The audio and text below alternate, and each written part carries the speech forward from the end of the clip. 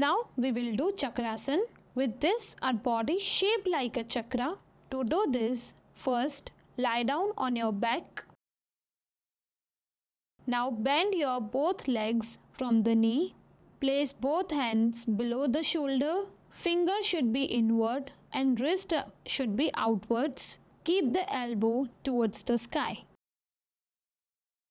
Now lift your lower body and apply pressure on the hands. Lift the body and hold for 5 breaths. 1, 2, 3, 4, 5. Slowly place the shoulder on the floor. Place the hips.